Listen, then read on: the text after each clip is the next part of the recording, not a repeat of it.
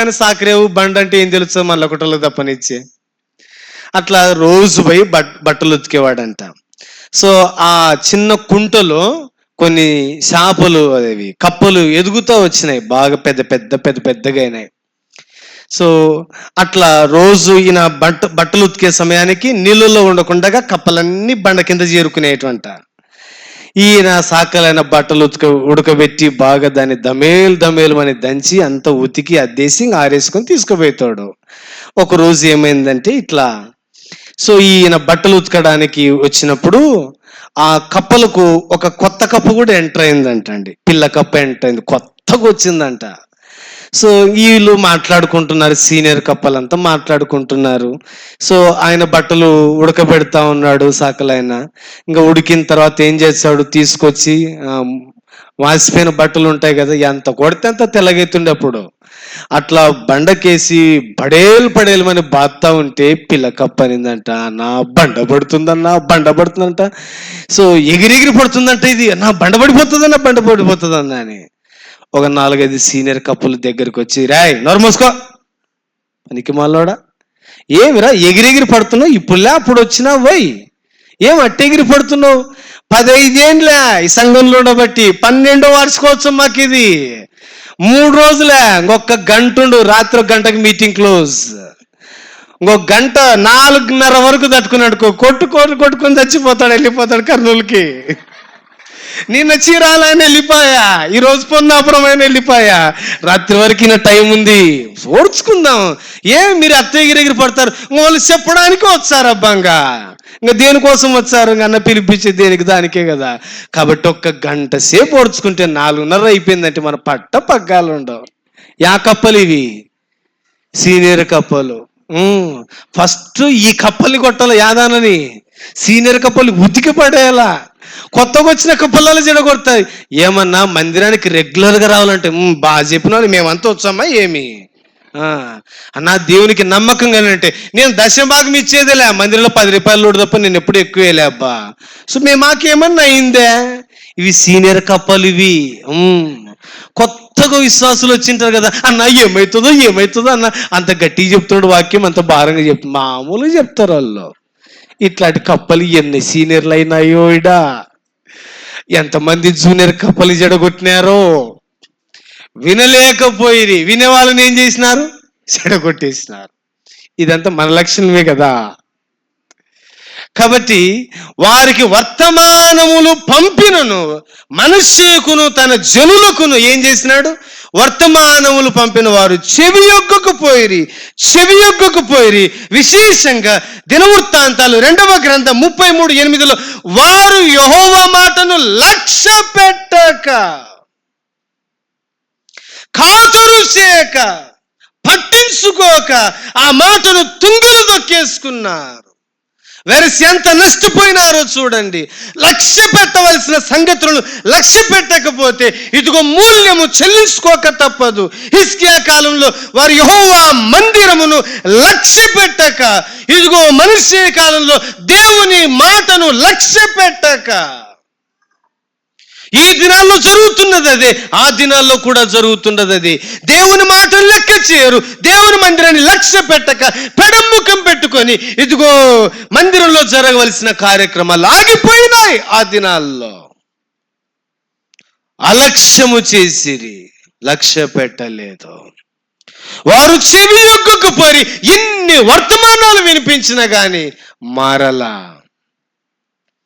మనం అనుకుంటాం ఏదో చెప్పి వెళ్తున్నారని, దేవుడు ఆ వర్తమానాలకు తగిన ఆలోచన చేయడా, ఇంత బాధ్యత వహించి, ఇంత భారం వహించి, విశ్వాసంతో ప్రార్థన చేసి కనిపెట్టి ఏర్పాటు చేసినప్పుడు విన్న తర్వాత ఈ లేశ మాత్రమైన ఇసుమంతన మార్పు రాకపోతే లెక్కడిగేది ఎవరు? ఆయన కాదా? ఆయన చూడడా? వారు వినకపోతే పర్యవసానం ఏం జరిగిందో తర్వాత చూద్దాం. కాబట్టి ప్రియులారా, మొదటిది వారు బధిరులైనారు, వినలేకపోయినారు, చెవియొగ్గకపోయిరి. దేవుని మాటలందు వర్తమానాల యందు లక్ష్యం ఉంచండి. చిన్నవారైనా పెద్దవారైనా ఎవరు దేవుని సన్నిధిలో నిలబడి మాట్లాడినా కానీ, ఉదయకాలం నేను చెప్పాను కదా, ఇది నా కోసమే, ఇది మన కోసమే, మన మార్పు కోసమే అని ఆ జాగరూకతతో మనం వినినట్లయితే వాటి ద్వారా మనం మేలు పొందగలుగుతాం. కాబట్టి మొదటిది వారు బధిరులైనారు. రెండవ చూద్దాం, దాటి వెళ్దాం, ఇంకేం జరుగుతూ వచ్చింది. చదవండి దినవృత్తాంతాలు 2వ గ్రంథం 33:11.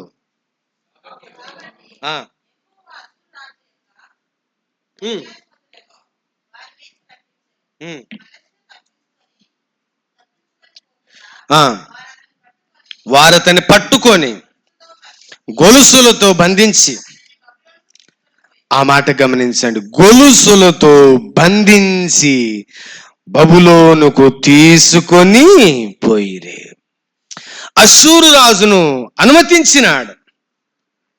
అష్షూరు రాజు ఆయన దగ్గరకు రాగా, ఇదిగో దేవుడే అష్షూరు రాజు చేతికి అప్పగించినాడు. ఇంకా దేవుడు అప్పగిస్తే ఏముంది ఇంకా ఎదురు దానికి? కాబట్టి ఈ అష్షూరు రాజు దేవుని మాట విన్నాడా లేదా? విన్నాడు. ఇదిగో ఈ బబులోను చెరకు వారిని తీసుకొని పోవడానికంటే ముందు ఎవరిని పంపించినాడు? నెబుకద్నెజరు పంపించాడు లేదా? నెబుకద్నెజరు ఎవరు అనుకున్నారు? ఇర్మియా గ్రంథంలో అంటాడు, నా సేవకుడైన నెబుకద్నెజరు. ఆయన మాట విన్నాడు, ఆయన మాటకు లోబడ్డాడు. దండెత్తంటే దండెత్తాడు, చెరగొనంటే చెరగొన్నాడు. ఇదిగో బబులోనులోనికి తీసుకొని వచ్చాడు. ఇదిగో అష్షూరు రాజును ప్రేరేపించగా సైన్యాధిపతులు వారి మీదికి వచ్చారు. నేను వారి మీదికి రప్పిస్తాను అని చెప్పిన దేవుడు, ఇదిగో వారి మీదికి ఇదిగో నష్టాన్ని తీసుకొని వస్తాను, వారి మీదికి కీడు వస్తుంది, వారిని అప్పగిస్తానని చెప్పిన దేవుడు ఆయన మాట ఇచ్చి స్థాపించకుండునా, ఆయన చెప్పి చేయకుండునా ఆయన అబద్ధమాడుటకు నరమాత్రుడు కాడని సంఖ్యాకాండం 23:19 మనం చూస్తాం. దేవుడు మాట తప్పేవాడు కాదు. ఆయన మాట స్థిరం, ఆయన శాసనాలు స్థిరం. నీ శాసనములు ఎన్నటికి నీ తప్పిపోవు. కీర్తన 93:5 మనం చూస్తాం. తప్పిపోని ఆయన మాటలు, ఆయన శాసనాలు. ఇదిగో వారు మారతారని ఎంత ప్రయత్నం చేసినా మారకపోగా అష్షూరు రాజు దండెత్తినాడు, వారిని బంధించి. విశేషంగా ఇదంతా ఎవరి కోసమో తెలుసా? ఒక వ్యక్తి, ఎవరు? మనష్షే. అసలు తప్పించుకొని పోకుండా గాడిలో పడాల్సింది ఎవరు? మనష్షే. సో ఎవరు తప్పించుకున్నా, ఎవరు హతులైనా, ఏం జరిగినా సంబంధం లే, అసలు బంధించబడాల్సింది ఎవరు? నాయకుడు. మనష్షే తప్పించుకొని పోకుండగా, అంటే ప్రయత్నం చేసినాడా లేదా? చాలా ప్రయత్నాలు చేస్తాడు తప్పించుకోవాలని. సో కొన్నిసార్లు మనం కూడా మీటింగ్ రాంటే మనం చెప్పే ప్రయత్నాలు, మన ఆలోచనలు, వాయబ్బా మన మనసేని మించిన వాళ్ళం. ఏం పోతానులే, పని ఉందిలే, ఆడ పనుంది, ఈడ పనుంది, అక్కడ పనుంది, ఇక్కడ పనుంది, ఎన్ని చెప్తామో కదా. అల్టిమేట్గా దేవుడు పట్టుకొని వచ్చాడు మందిరానికి. అదేం చిత్రమో. అట్లా కొంతమంది బలవంతంగా వచ్చి కూర్చున్న వాళ్ళు కూడా ఉంటారు, బాధ తట్టుకోలేక. అంతేనంటారా? కరెక్టే. అట్లాగ మొత్తానికి మనిషి తప్పించుకొని పోకుండగా అతన్ని బంధించి, గొలుసులతో బంధించి అతని బబులోనుకు తీసుకొని వచ్చారు. ఇక్కడ ఒక మాట గుర్తుపెట్టుకోండి, అష్షూరు, బబులోను దినవృత్తాంతాలు 2వ గ్రంథం 36కు వచ్చేసరికి వేరు. కానీ ఇక్కడ వ్యారన్ వర్స్బీ గారు రాసిన మాట నేను చెప్తాను. అష్షూరుకు అప్పుడు 2 రాజధానులు ఉన్నాయి. అందులో 2వ రాజధానిగా ఈ బబులోనును కొనసాగిస్తూ వచ్చేవారు. సో కాబట్టి అష్షూరు రాజు దండెత్తి ఓడించి మనష్షేను బంధించి గొలుసులతో బంధించి తీసుకొని వచ్చాడు. నీ శత్రువులకు నేను అప్పగిస్తానని చెప్పిన దేవుడు చెప్పకుండా ఉన్నాడా? చెప్పాడుగా. చేయకుండా ఉన్నాడా? చేశాడుగా. ఆయన చెప్పి చేయకుండా చేస్తాడు. ఆయన బబులోనుకు బంధించి తీసుకొని వచ్చాడు. బంధించబడిన మనష్షే. వింటున్నారా? ఒక రాజు, యూదా రాజు, పేరు మోసిన రాజు, ఇశ్రాయేలు చరిత్రలో ఆయన పరిపాలన చేసిన దినాలు, సంవత్సరాలు ఎవరు చేయలే. ఆ రాజును పట్టుకొని 2 చేతులకు గొలుసులు వేసి బంధించి లాక్కొని వెళ్తా ఉంటే ప్రజలు చూసింటారా? చూశారు. ఆ బబులోను చెరలోకి వెళ్ళిపోయిన తర్వాత, ఆ బబులోనులో ఖైదీకి చేయబడిన తర్వాత, చెరలో పెట్టిన తర్వాత, ఎవరయ్యా పలాని ఎక్స్? ఈయనండి పలాని దేశపు రాజు. రాజేనా? రాజేంటండి, బానిసోడం ఏంటండి? అవును, ఈ రాజు మారడానికి దేవుడు బానిసగా చేసినాడు. అక్కడ ఉండవలసిన వాడు ఎక్కడ? సింహాసనం మీద ఉండవలసిన వాడు.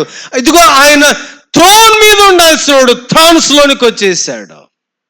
ఇదిగో సింహాసనాసీనుడిగా ఉండాల్సిన వాడు ముళ్ళ మధ్యకు వచ్చాడు, చెరులోనికి వచ్చాడు, ఇబ్బందిలోనికి వచ్చాడు, కష్టంలోనికి వచ్చాడు. దేవుడు ఆ వ్యక్తికి ఎన్ని వర్తమానాలు చెప్పినా వినకపోతే వచ్చే నష్టం ఏంటంటే, మనము మనస్సులను కఠినపరుచుకొని దాటిపోతే, అమ్మా వినండి, బంధించబడే ఒక రోజు తప్పక రాని వస్తుందన్న సంగతి మర్చిపోవద్దు. నీ పాపాన్ని నువ్వు మానాలని, నువ్వు వెంబడిస్తున్న పాపాన్ని విడిచిపెట్ట ఒక రోజు కావాలని దేవుడు ఎంత కోరుకున్నాడు. వినకపోగా దేవుడే బంధించినప్పుడు పరిస్థితి ఎంత దారుణంగా ఉందో ఊహించండి. పాపం ప్రజలకు ఏం తెస్తుంది? అవమానం తెస్తుందని సామెతలు 14:34 చూస్తాం.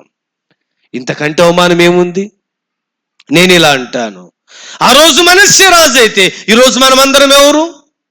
పేతురు రాసిన 3వ పత్రిక 2:9 ప్రకారము, ఇదిగో పూర్వములో అదిగో చీకటిలో నుండి ఆశ్చర్యకరమైన తన వెలుగులోనికి మిమ్మల్ని పిలిచిన వారి గుణాతిశయములను పరచురము చేయని నిమిత్తం ఏర్పరచబడిన వంశమును రాజులైన యాజక సమూహముగాను దేవుడు మనల్ని చేస్తే, ఇప్పుడు ఈ రాజులు ఏమైనారో తెలుసా? బానిసలైపోయినారు, బంధించబడ్డారు. ఎవరి ప్రామాణికుల వారు, ఎవరి ప్రమాణంలో వారు, ఎవరి పరిధుల వారు బానిసలుగా తినేయకుండానే అపవాది చెరలోనికి వెళ్ళిపోయినారు. ఎప్పుడో బంధించేసినాడు, ఎక్కడో బంధించేసినాడు, ఎలాగో బంధించేసినాడు. దేనికో దానికి ఏం చేసినాడు చెప్పండి? బంధించేసినాడు. వాని ఎట్లా బంధించాలో, ఒక వ్యక్తిని ఎలా బంధించాలో అపవాదికి తెలుసు. నీకంటే నీ గురించి అపవాదికి బాగా ఎరుక. అందుకోసమే కొరింథీ పత్రికలో పౌలు అంటాడు, మీరు అపవాది తంత్రములను ఎరుగని వారు కారు కదా అని చెప్పాడు. వాని తంత్రాలు, వాని డివైజెస్ అనుకున్నాయి. ఒక్కొక్కరిని ఒక్కదానికి బంధించేసినాడు. బందీలైపోయినారు నేటి దినాల్లో విశ్వాసులు. యవనస్తులైన వారు బందీ కాలేదా చెప్పండి? నీ రహస్య జీవితాన్ని ఒక్కసారి వాక్యమని అద్దం ముందు పెట్టుకొని చూడు. దేనికి బంధించబడ్డావు నీకు తెలియదా? దేనికి బానిసైపోయినావో నీకు తెలియదా? ఒకప్పుడు ఎంతగా ప్రభువు కోసం, ప్రభు కార్యాల విషయమై, ప్రార్థన విషయమై, పరిశుద్ధత విషయం, పరిచయ విషయమై ఎంతగా తాపత్రయపడే నీవు ఎంత దూరం వెళ్ళిపోయినావు చెప్పు? ఎంతగా బానిస అయిపోయినా చెప్పు? ఎంత దూరం బబులోనికి వెళ్ళిపోయినావు చెప్పు? దేన్ని బంధించింది? ఏ వస్తువు నిన్ను బంధించింది? ఏ వ్యక్తి నిన్ను బంధించారు? ఏ ధనం బంధించింది? అలాగున బందీ అయిపోయినారు ఒక్కొక్కరు ఒక్కో దానికి. వాని తంత్రములకు బలై బందీ అయిపోయిన నేటి దిన విశ్వాసులు మనం కాదా? మనశ్శీలం. మనం దేనికి బంధించబడ్డామో మర్చిపోయినాం. నాగాల్యాండ్లో ఏమండి, మనం ఇప్పుడు ఎట్ట చికెన్ మటన్ తింటారా లేని మధ్యాహ్నం ఫుల్గా తిని అట్టబెట్టినారు చూడు మూతి. ఇంత దారుణం అండి, ఇంత మోసం, ఇంతకంటే అనేవి అన్నం ఉంటుందా? తింటారా లేదా? అయిపోతే మళ్ళీ వండించుకొని కూడా తింటారు కదా, మీరు వదిలిపెడతారేమి? అట్లా నాగాల్యాండ్లో కోతులు బాగా తింటారంట. ఆ కోతులు పట్టడానికి ఏం చేస్తారంటే, కోతిని బుద్ధి పుట్టిన ప్రయత్నం చేసి దగ్గర రాదంట. దాని గనక వేరుశనగ విత్తనాలు గనక చల్లుకుంటూ పోతే దాని ఎంతో పరిగెత్తుకుంటూ వచ్చి బోన్లో పడుతుందంట. అది దాని ఆశ ఏమంటే, దాని పిచ్చి ప్రేమ ఏంటంటే, వేరుశనక్కాయలంటే ఎంత ప్రేమనో మనకి చెప్పరా? నన్ను చెప్పమని వింటారా? మంచిని బుద్ధల్లా మాంసం కానీ తెలుస్తుందంట. మాంసం ఏమో మటన్ కానీ తెలుస్తుంది. ఇంకా తెలుసా తెలీదా? ఎంత మంచి చూడని అన్ని బయటపడతాడు, బాగా బుద్ధి కొడతాడు. అట్లా ఈ కోతులు కూడా అట్లా ట్రాప్ చేస్తారంట. అట్లానే ఏమండి, ఈ అడవి పందులు ఉన్నాయి, అడవి పందులు దేనికి పడవు అంత తొందరగా. ఇవి చిక్కుడుగా ఇత్తనాలు ఉంటాయి చూడండి, ఆ చిక్కుడుగా ఇత్తనాలు చల్లుకుంటూ పోతారంట. లాస్ట్లో బోన్ పెడతారు. ఈ తినుకుంటూ తినుకుంటూ తినుకుంటూ ఆడిపోయి పడుతుంది. ఏడా బోన్లో పోయి పడిన తర్వాత ఒరే ఎంత పని అయిపోయిందిరా, ఏడ ఇరుక్కున్నా, బోన్లు ఇరుక్కున్నా. ఇట్లా కోతులు ఇరుక్కుంటాయి, బోన్లు ఇరుక్కుంటాయి. అట్లా ఒక జంతువుని ట్రాప్ చేయడానికి మనమే ఇంత ట్రిక్స్ వాడితే మనల్ని ట్రాప్ చేయడానికి అపవాది వాడడా? ఆలోచించేయండి. సంసోను లాంటి బలవంతుణ్ణి ట్రాప్ చేశాడా లేదా? చేశాడా లేదా? చేశాడు. యూదా ఇస్కరియోతు లాంటి శిష్యుణ్ణి ట్రాప్ చేశాడా లేదా? చేశాడు. దేనికొకదానికి సంసోను బంధించబడి, ఆ మాట చదివి ముందుకొద్దాం రండి. ఇదిగో మనస్సే బంధించబడ్డాడు. ఇది 16వ అధ్యాయం 21వ వచనం చదవండి. 16:21.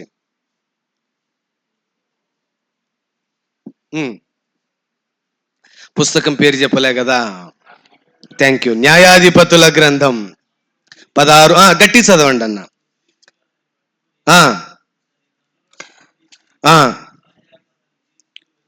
ఫిలిస్తీయులు అతన్ని పట్టుకొని అతని కన్నులు ఊడదీసి గాజాకు అతన్ని తీసుకుని వచ్చి ఇత్తడి సంఖ్యల చేత అతనిని బంధించిరి.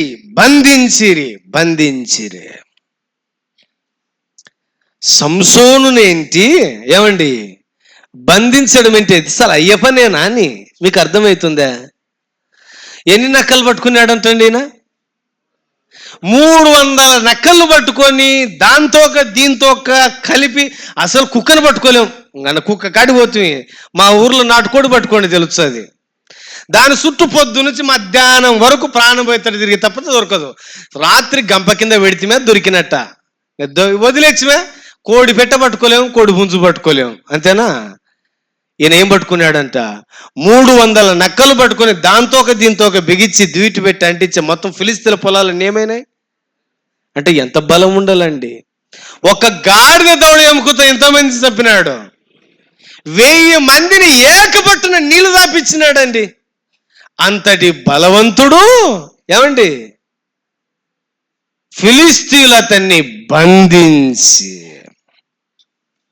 మీకు మాట చెప్పనా?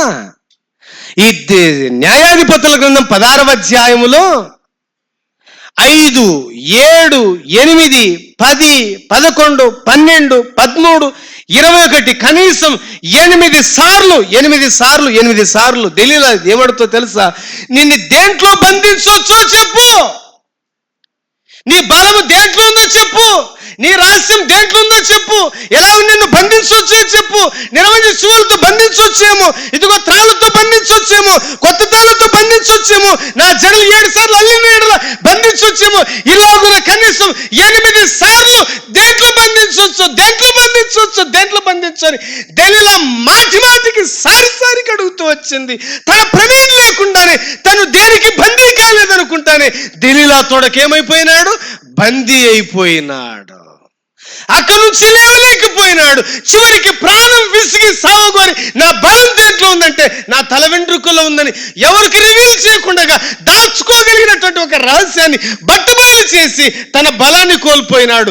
ఇదిగో నీట్గా తొడ మీద పడుకోబెట్టి గుండు కొట్టింది. జీవితం గుండైపోయింది.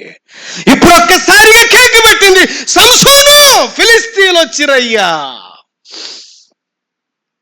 వాక్యంలో చెప్పండి, నేను ఎప్పటి ఎట్లు విరజిమ్ముదును అనుకున్నాడు, నేను లేచి పరిగెడతాను అనుకున్నాడు, ఫిలిస్తీన్లు ఓడిస్తాను అనుకున్నాడు, ఫిలిస్తీన్ దుమ్ము లేపుదామనుకున్నాడు, దుమ్మైపోయినాడు. కాదా చెప్పండి?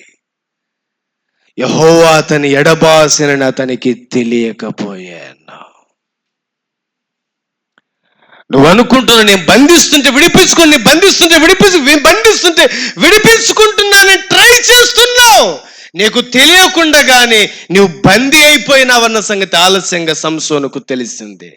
సంసోను లాంటి బలాఢ్యుణ్ణి, బలవంతుణ్ణి గొలుసుల చేత బంధించి దాగోను గుడికి తీసుకొని వస్తే ఇప్పుడు చెప్పండి, దేనికి బంధించబడ్డాడు? ఎవరి కోసం బంధించబడ్డాడు? సంసోను అంటే చిన్న సూర్యుడు అని అర్థం. ఒక వెలుగు వెలగాల్సినటువంటి ఈ సూర్యుడు, వెలిగించాల్సిన సూర్యుడు, ప్రజలు విడిపించాల్సిన ఈ రక్షకుడు బందీ అయిపోయినాడు.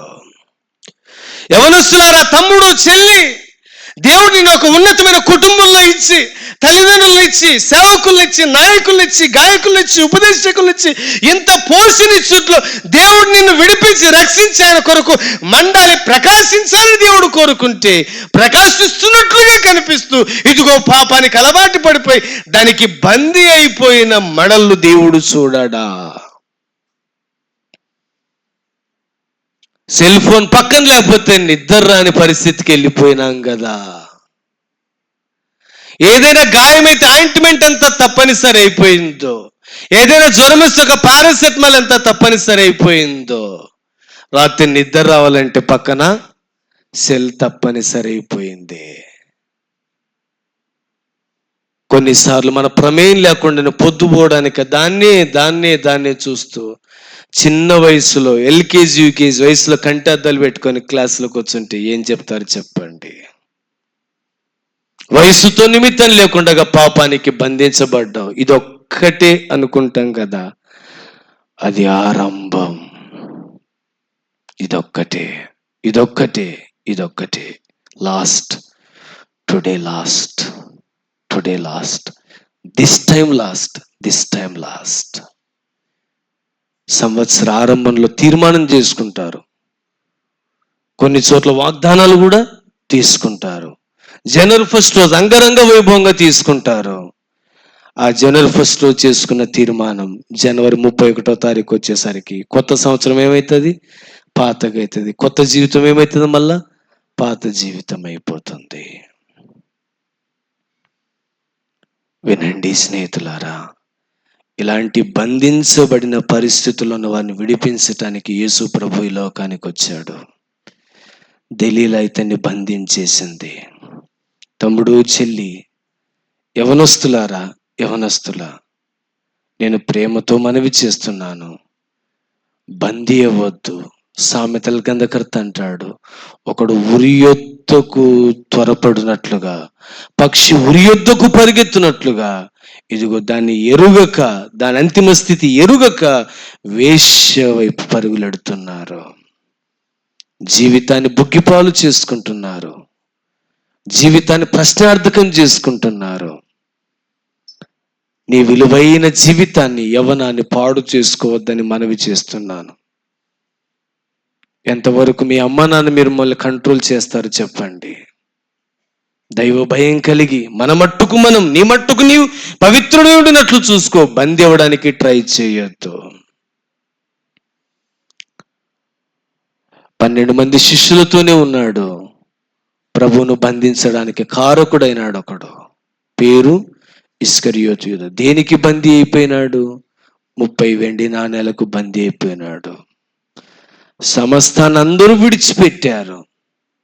ఏమండి, ప్రభు పేరున, ప్రభు పిలిచినప్పుడు విధేయత చూపించి, వినమ్రత కనుపరిచి, ఇదిగో త్యాగపూరితమైన మనసుతో తల్లిదండ్రులు వదిలిపెట్టారు, జాలర్లుగా వృత్తిని వదిలిపెట్టారు, దోణిలు వదిలిపెట్టినారు, కుటుంబాలు వదిలిపెట్టినారు. ప్రభువే సర్వస్వంగా జీవిస్తూ కొనసాగిస్తూ ఉండగా అందులో మీలో ఒకడు సాతాను అన్నట్టు అపవాది ఇదిగో అతనిలో ప్రవేశించగా, సాతాను అతనిలో ప్రవేశించగా, యూదా ఇస్కరియోతు ధనానికి బందీ అయిపోయి ప్రభువుని బందీగా చేసినాడు.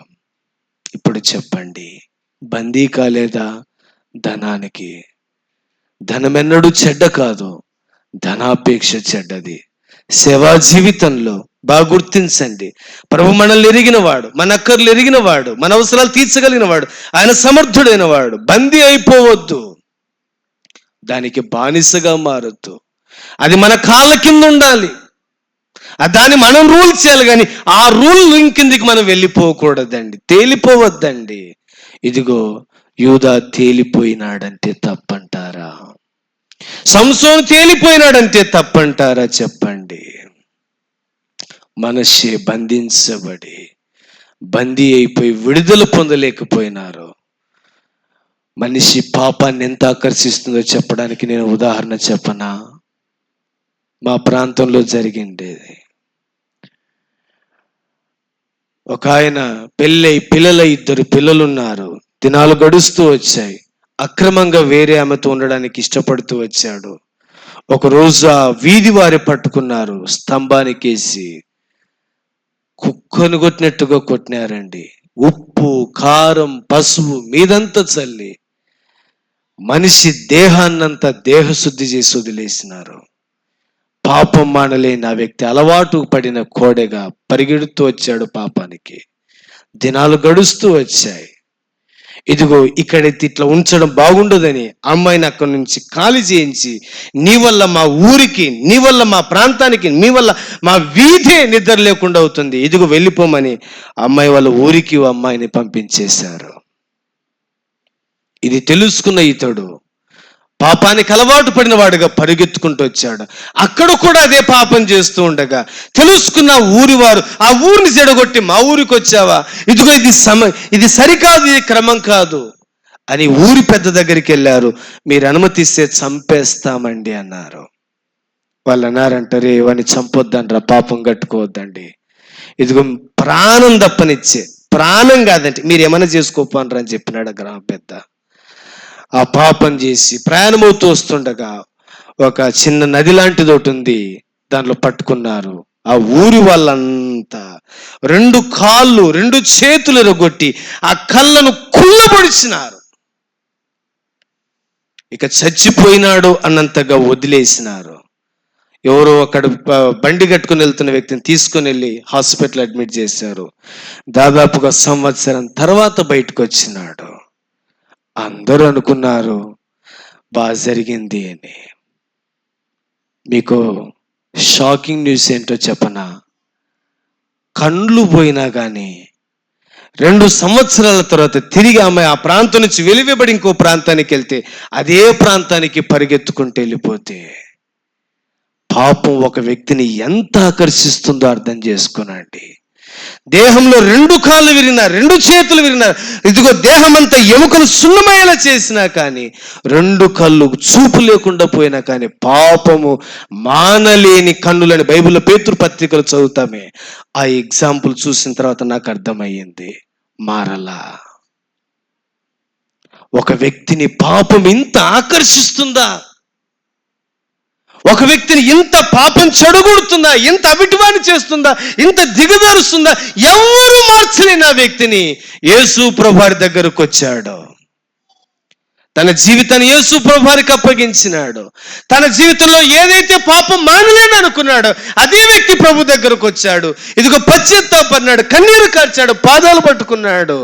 ఇదిగో ఆ వ్యక్తి సంఘంలో చేర్చబడ్డాడు, ఇప్పుడు సాక్షిగా నిలబడ్డాడు. పాపం ఒక వ్యక్తిని ఎంత దీనస్థితికైనా తీసుకెళ్తుందని చెప్పడానికి ఇంతకంటే నిలువెత్తు నిదర్శనం ఏం కావాలి చెప్పండి. కాబట్టి ఇదిగో గుణపడిన మనిషి ఎలా గుణపడుతూ వచ్చాడు అంటే, అతడు బధిరుడైపోయినాడు, వాక్యం వినలేకపోయినాడు. మాత్రమే కాదు, అతడు ఏం చేయబడ్డాడు, ఇప్పుడు బంధించబడ్డాడు. నేను సూటిగా ప్రశ్నించి ముందుకెళ్తాను. మనము ఎవరికి వారం వ్యక్తిగతంగా దేంట్లో బంధించబడ్డాం మనకు తెలియదా? యేసు ప్రభువారు ఎందుకోసం వచ్చారు ఈ లోకానికి? దేనికోసం వచ్చాడు? దేవుని వాక్యంలో ఇలా వ్రాయబడుతూ వచ్చింది. లూకాసు సువార్త 4వ అధ్యాయం 18వ వచనంలో, ప్రభు ఆత్మ నా మీద ఉన్నది, బీదలకు సువార్త ప్రకటించుటకై ఆయనను అభిషేకించెను, చెరులో ఉన్న వారికి విడుదల. ఆ మాట గమనించండి. చెరలో ఉన్న వారికి విడుదల ప్రకటించడానికి, బహుశా విడిపించబడ్డానికి నీ ప్రయత్నంగా నీ వల్ల కాకపోవచ్చేమో, మానలేకపోవచ్చేమో. మానవ ప్రయత్నంలో ఎవరు పాపం చేస్తారో పాపానికి దాసుడైపోతే, ఇదిగో దాసత్వం నుంచి విడిపించే ఏకైక వ్యక్తి పాపం లేని పరిశుద్ధమైన ప్రభు అయిన యేసుక్రీస్తు వారు. ఆయనని నిర్దోషిగా, నిష్కల్మషుడుగా పాపం నుంచి విడుదల కలిగించగలడు. కాబట్టి ఆయన విడిపించడానికి వచ్చాడు. ఇదిగో ఈయన బబులోను చెరకు, అష్షూరు రాజు చెరగుని తీసుకొని పోయినాడు. ఇలా చెప్పనా, మనలందరినీ విడిపించడానికి మనల్ని ప్రేమించిన మన ప్రభువారు ఏం చేయబడ్డాడు? ఆయన బంధించబడ్డాడు.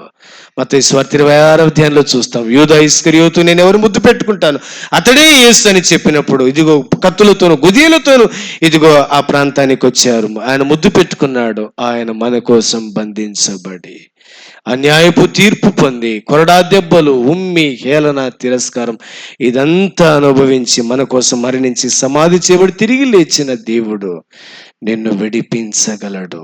Can you believe? నమ్మగలవా? నీ ప్రయత్నం ఇప్పటికి చేసావు, మానలేకపోతున్నావు. నాకు తెలిసిన ఒక విశ్వాసం ఉన్నాడు. యేసు ప్రభు నేను కొత్తగా రక్షించబడిన దినాల్లో నా పీజీ అయిపోయింది, ఉద్యోగంలో చేరాను. అప్పుడు సువార్త కోసం, పరిచర్య కోసం ఒక ప్రాంతానికి నన్ను పిలిచారు.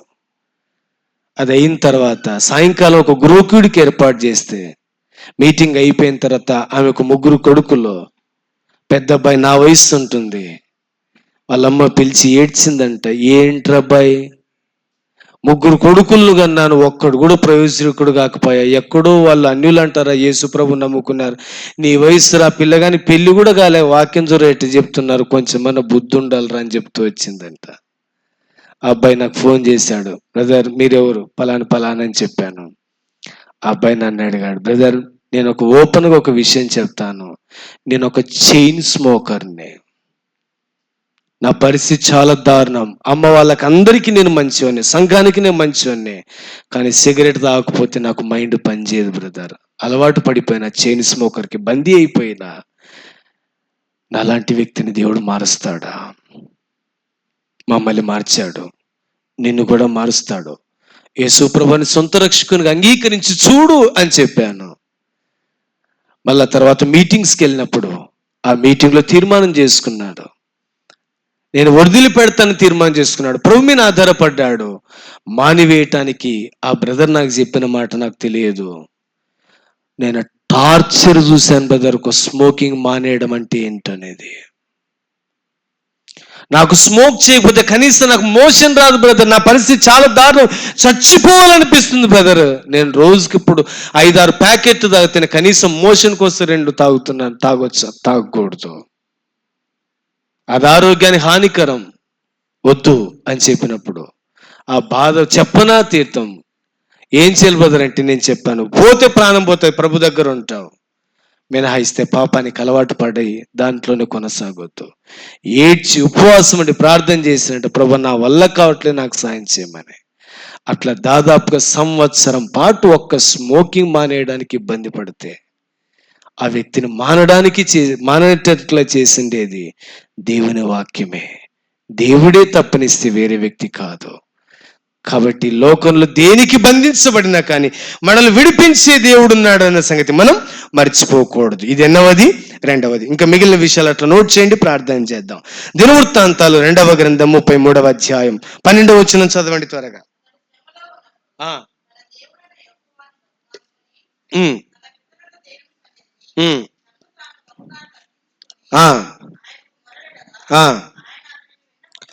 ఆలకించు చాలు. 3వది బతిమాలు కొనిన మనస్సే.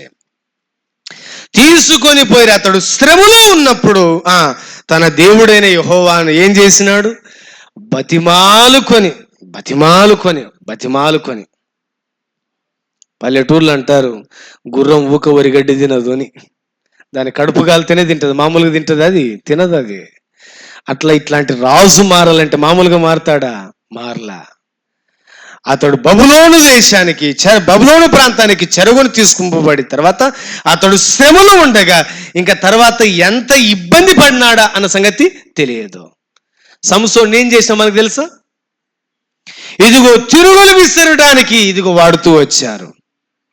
అంత బలాన్ని ఇశ్రాయేలు ప్రజలు రక్షించవలసినటువంటి సంసోను ఇదిగో ఆ దాగోను గుడిలో తిరుగలి విసరువాడుగా చేయబడ్డాడు. దేనికి వాడాల్సిన బలం దేనికి వాడుతున్నాడో చూడండి. బంధించబడ్డాడు. ఒక ఫంక్షన్ వచ్చింది, వారందరూ ఆ ప్రాంతవాసీలందరూ వచ్చారు, దాగోను గుడి అంతా నింపేసినారు. ఇంచుమించుగా ఎన్ని వేల మంది? 3000 పీపుల్. 3000 మంది వచ్చారు. 2 కళ్ళు ఊడబెరికినారు, తిప్పినని రోజులు తిప్పినారు, దాదాపు 40 రోజుల పైన తిప్పింటారు. తీసుకొచ్చి ఆ దేవాలయానికి ఆధారంగా ఉన్న 2 స్తంభాలకు నిలబెట్టినారు. ఇలా బలియల్రా మన దాగోను గుడికి, మన దేవతకు. ఏం బలిద్దాం? ఎద్దిద్దామా, ఎనిమిద్దామా, గొర్రెద్దామా? ఎద్దు లాంటి వ్యక్తి దొరికినాడు. ఎవడు? సంసోను. వాణ్ణే బలిద్దాను అన్నట్టు మాట్లాడినారు. సంసోను ప్రతిష్ఠించబడినవాడు. ఇప్పుడు కలిగింది, సంసోను తల వెంట్రుకలు తిరిగి మొలుచుట మొదలు పెట్టినాయి. ఒక్కసారి ప్రార్థన చేసినాడు. ఏమని ప్రార్థన చేసినాడో అది ఇది కంపేర్ చేసి చెప్తాను. న్యాయాధిపతుల గ్రంథం 16వ అధ్యాయం. సో జడ్జెస్ చాప్టర్ 16, న్యాయాధిపతుల గ్రంథం 16వ అధ్యాయం 28వ వచనం. ఆ ఆ ఆ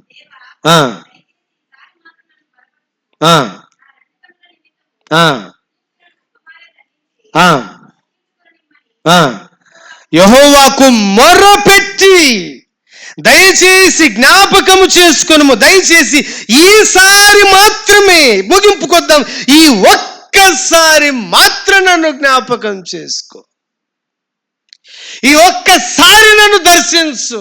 నా 2 కళ్ళు ఊడబెరికినారు, ఇష్టానుసారంగా అవమానపరిచారు, ఈడ్చుకుంటూ వచ్చారు, దొమ్మిగా తీసుకుని వచ్చారు, తరిగిన అవమానం నాకు చాలు. ఇదిగో ఈ ఫిలిస్తీయుల చిత్రం చావకూడదు. నేను ప్రతిష్ఠించబడిన వాణ్ణి, నేను ప్రత్యేకించబడిన వాణ్ణి. ఇదిగో అతడు ఈసారి దయచేసి నన్ను జ్ఞాపకము చేసుకో. ప్రార్థన చేసినాడా లేదా? విన్నాడా లేదా? మీరు చెప్పండి. ఇంత దీన స్థితిలో ఉండగా ఈసారి మాత్రం ఒక్కసారి జ్ఞాపకం చేసుకోవయ్యా. ఆయన ప్రార్థన వినేవాడు. ఇదొక్కసారి నన్ను దర్శించు, ఇంకా చాలు నా జీవితానికి. నా శత్రువుల విషయమే పగ తీర్చుకుంటానయ్యా, నా శత్రువు నేను మట్టి కనిపిస్తానయ్యా. ఇదిగో నా జీవితం మారిపోయిన, ఇదిగో ఇశ్రాయేలుకు ఒక వెలుగుగా చచ్చిపోతాను తీర్మానం చేసుకున్నాడు. బంధించబడిన ఆయన దేవునికి మొరపెట్టి అతడు శ్రమలో ఉండగా అతడు దేవుణ్ణి బతిమాలుకొని ఇంకా కీర్తనల గ్రంథంలో అడుగడుగునా మనం చూస్తాం. శ్రమలో ఉండినప్పుడు, కృంగిపోయినప్పుడు, నిరాశ చెందినప్పుడు, నిట్టూర్పులో ఉన్నప్పుడు ఆయన శ్రమలో ఉత్తరం ఇస్తాడు అని లేఖనాలు 100ల కొద్ది మనం చూస్తాం. అందులో 2 మాటలు మీకోసం జ్ఞాపకం చేస్తాను. రండి, కీర్తనల గ్రంథం 130వ కీర్తన మొదటి చరణం చదవండి.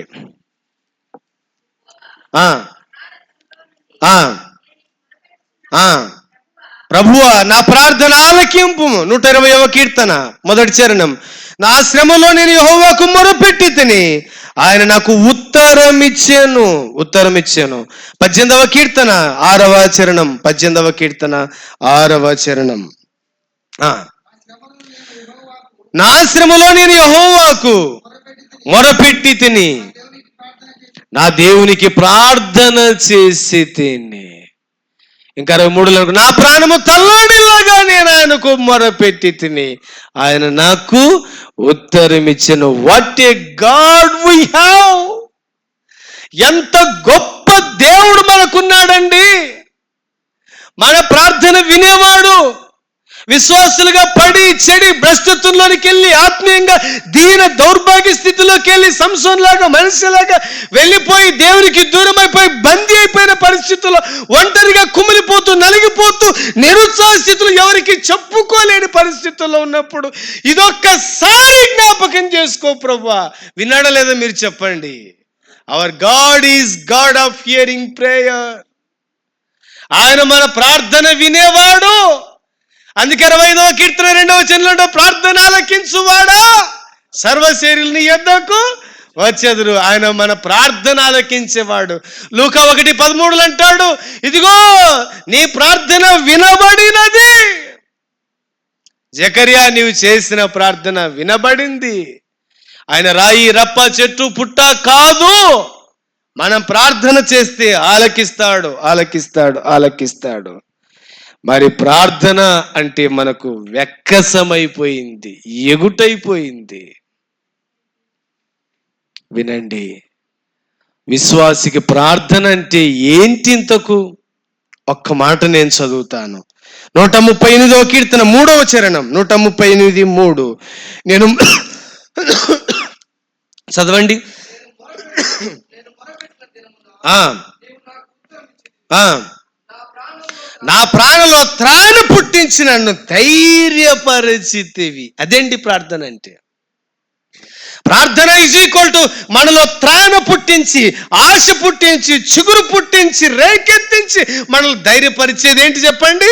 ప్రార్థన. నేను మొరపెట్టగానే ఉత్తరం ఇచ్చినాడు. ఆ ప్రార్థన నాలో ఏం చేసింది? త్రాణ పుట్టించి నన్ను ధైర్యపరిచాను.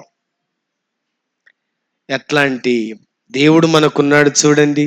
ఇంకెందుకు నిరాశ, ఎందుకు నిస్పృహ, ఎందుకు వేదన, ఎందుకు ఆవేదన?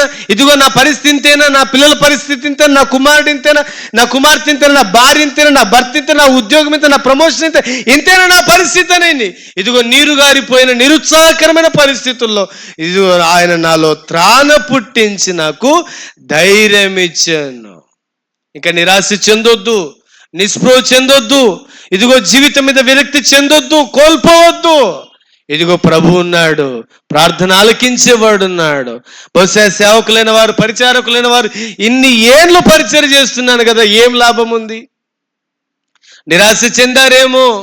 ఇన్ని ఏండ్లుగా వాక్యం చెప్తున్నా ఫలం లేదే, ఇన్ని ఏండ్లుగా ప్రయాసపడుతున్నా ఫలం లేదే, ఇన్ని ఏండ్లుగా ప్రయాసపడుతున్న ప్రజల్లో మార్పు లేదు. ఇదిగో నీలో త్రాణ పుట్టించి ఇదిగో ధైర్యపరిచేటువంటి వాడు ఆయన. నేను మొరపెట్టినప్పుడు ఆయన నాకు ఉత్తరం ఇచ్చాను. మన పని ఏంటంటే బతిమాలు కొనగా దేవుని సన్నిధిలో ఆయన మనం బతిమాలుకుంటే ఆయన మన ప్రార్థన ఏం చేస్తాడు? వింటాడు. ఆయన మొర ఆలకించినా లేదా మీరు చెప్పండి. రండి, ఇంకేం చేసినాడు? 33వ అధ్యాయం 13వ వచనం.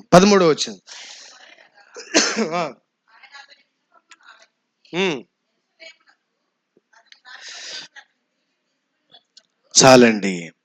అతడు మొరలిడగా అతని విన్నపములను ఆలకించి.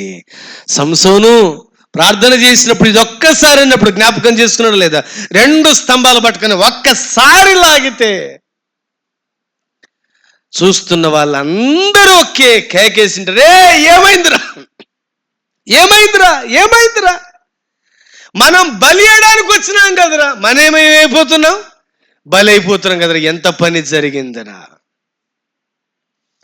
ఇదిగో ఇశ్రాయేలు ప్రజలు పరిగెడుతూ ఉండగా, ఎర్ర సముద్రంలో వారు ప్రయాణం చేస్తుండగా వారిని పట్టుకొని తిరిగి ఐగుప్తులను తీసుకురావాల్సి వచ్చినప్పుడు ఇదిగో యెహోవా ఐగుప్తులతో ఆయనే యుద్ధం చేసి చేస్తుండేది వాళ్ళు కాదురా. యుద్ధం ఎవరు?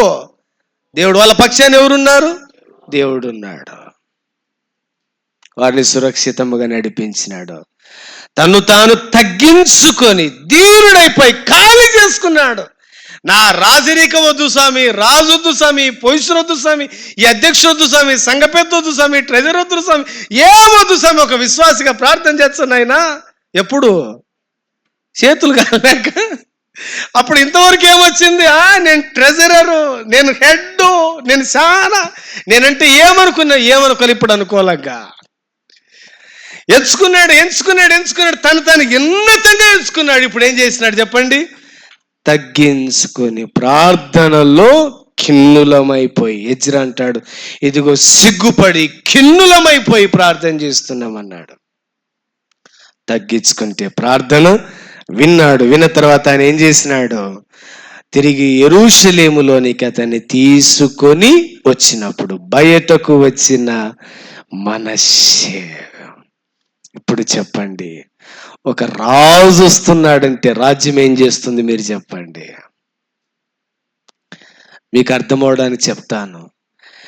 ఎన్నిసార్లు మన క్రికెట్ ప్లేయర్లు ఓడిపోయి ఉంటారో కదండి. ఓడిపోయినప్పుడు ఘనస్వాతం పలికిరా? ఎన్నిసార్లు ఓడిపోయి ఉంటారో.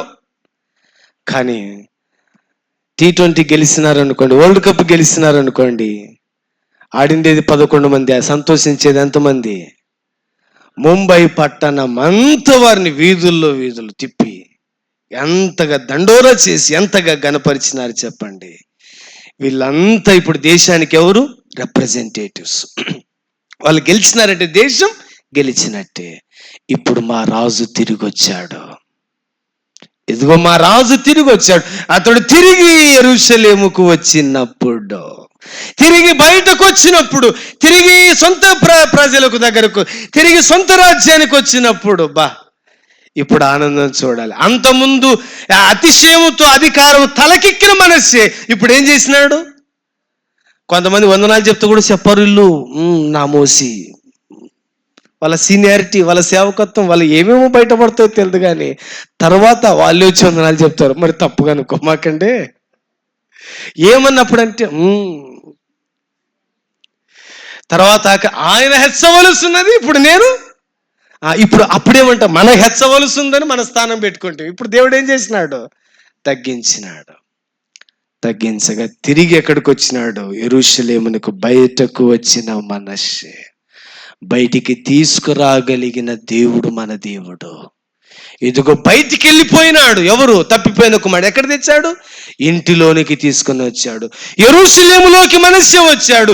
తండ్రి నుంచి దూరం అయిపోయి, సన్నిధి నుంచి దూరం అయిపోయి, ఆనందం నుంచి దూరం అయిపోయి, ఆహారం నుంచి దూరం అయిపోయిన ఈ తనయుణ్ణి తిరిగి ఈ తండ్రి ఏం చేసినాడు? ఇంటిలోనికి చేర్చుకోవడానికి ఇష్టపడుతున్నాడు. నువ్వు రావటానికి ఇష్టమేనా? నువ్వు అంగీకరించడానికి ఇష్టమేనా?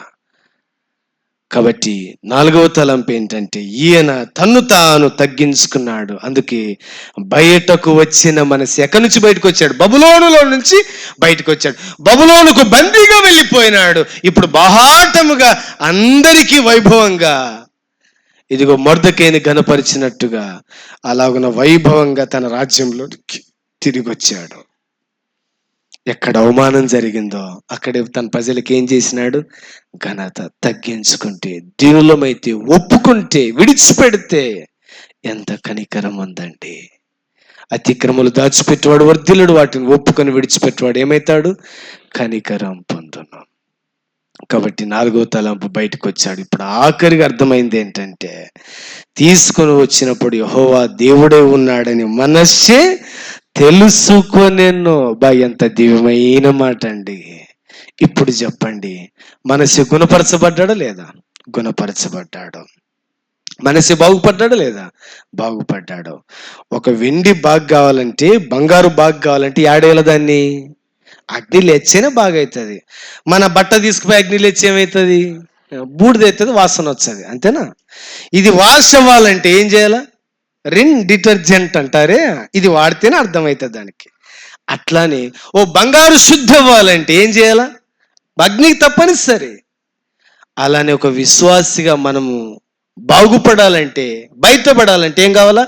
అగ్ని వంటి శ్రమలు. కొన్నిసార్లు శ్రమలు వస్తాయి, పోరాటం వస్తుంది. దాని తర్వాత ఆయన నన్ను పరిశోధించగా నేను శ్రమల పాలైనాను. ఇప్పుడు ఏమైనాను? దీనుడనైతిని. ఇప్పుడు అర్థమైంది, యెహోవా దేవుడై ఉన్నాడని తెలుసుకొని బోధ నొందినటువంటి మనష్షే గుణపడక ముందు ఇంతవరకు జరిగింది. ఇప్పుడు ఏమైనది చెప్పండి? గుణపరచబడిన మనష్షే తిరిగా యెరూషలేములోనికి, తిరిగా మందిరములోనికి, తిరిగి తన స్వరాజ్యంలోనికి, తిరిగి సింహాసనం మీదికి తీసుకుని వచ్చాడు. నేను ఇలా చెప్పి ముగిస్తాను. Tears bring a person from thorns to throne. కన్నీరు ఒక వ్యక్తిని ముళ్ళ మీద నుంచి ఎక్కడ తీసుకొస్తాయి?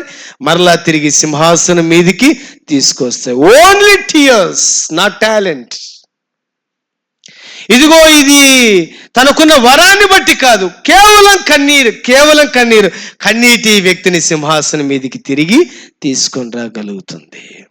అదే వాస్తవం అయితే నేను ఇప్పుడు ప్రశ్న అడుగుతాను, ఈ దేవుడు ఎవరో నీకు తెలుసా? నేను ఇందాక చెప్పాను, ఈ దేవుడు విడిపించేవాడు. బందీ అయిపోయిన మానవుని విడిపించడానికి ఇష్టపడిన వాడు. ఒక్కొక్కరు దేనికి ఎలా బందీ అయిపోయినారో ప్రతి మానవుడు ఏదో ఒక దానికి ఎప్పుడోసారి చిన్న వయసు నుంచి పెద్ద వయసు వరకు, పండు ముసలి ప్రాయం వరకు బందీ అయిపోయిన మానవుని విడిపించటానికి మనల్ని ప్రేమించిన మన దేవుడు బందీ అయిపోయినాడు. మన కోసం దొంగవలే బంధించి లాక్కొని తీసుకుని వెళ్ళారు. మానవుడు తీర్పు తీరుస్తూ వచ్చాడు. న్యాయవంతుడైన దేవుడికి అన్యాయపు తీర్పు తీర్చారు. ఇదిగో ఆ న్యాయపు తీర్పు పడి ఆయన కొనిపోబడ్డాడు. మన కోసం ఆయన సిలువ వేయబడ్డాడు, మరణించినాడు, సమాధి చేయబడ్డాడు. తిరిగి లేచిన దేవుడు విడిపించటానికి సిద్ధంగా ఉన్నాడు. నీకు తెలుసా ఈ దేవుడు రక్షకుడని? నీకు తెలుసా ఈ దేవుడు విమోచకుడని? ఇదిగో ఈ మనష్యను చెడిపోయి రాజ్యాన్ని చెడగొట్టి పాపంలో దింపి అక్రమంగా ప్రవర్తించుటకు కారకుడు, ఇంత ద్వేషాన్ని కలిగించినటువంటి, ఇంత దోషులుగా జీవించినటువంటి మనష్య తన ప్రజానీకాన్ని తిరిగి చేర్చుకోవటానికి ఇదిగో అష్షూరు రాజును వాడుకున్నాడు.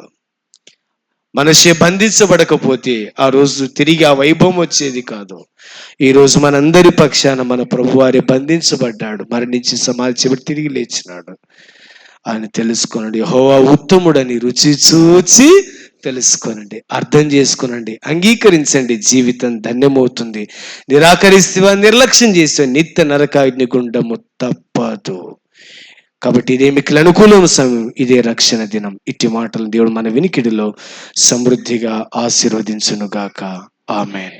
మే గాడ్ బ్లెస్ యు.